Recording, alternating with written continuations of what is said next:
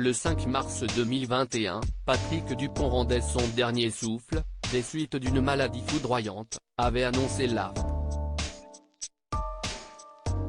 Ce mardi 14 mars 2023, il aurait eu 64 ans.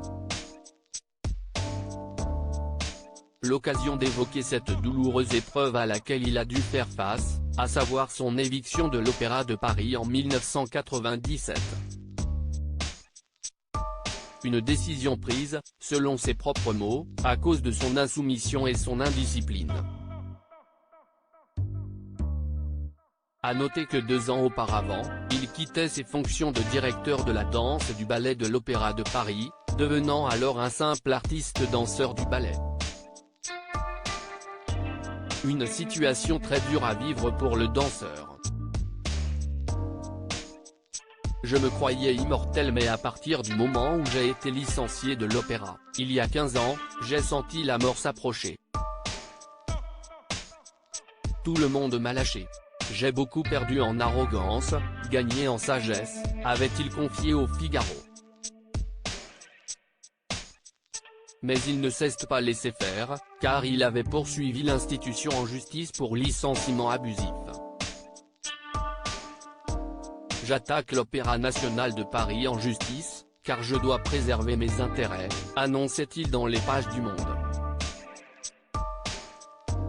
Aucune faute grave. Le journal révélera 6 ans plus tard que Patrick Dupont a gagné son procès. La chambre sociale de la Cour de cassation a confirmé le jugement de la Cour d'appel de Paris du 20 octobre 2000, qui estimait que non seulement il n'y avait pas eu faute grave, mais qu'aucune cause réelle et sérieuse ne motivait ce licenciement.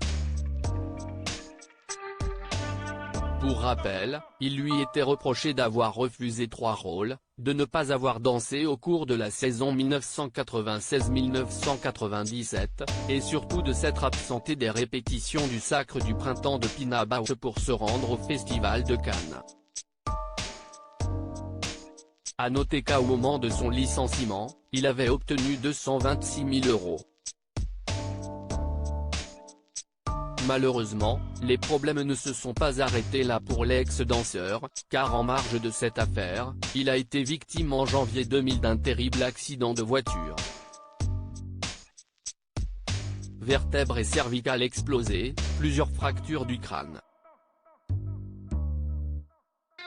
Les séquelles étaient importantes.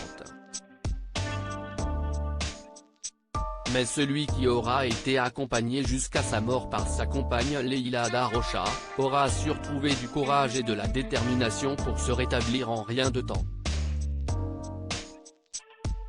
Résultat, 7 mois plus tard, il remontait sur scène.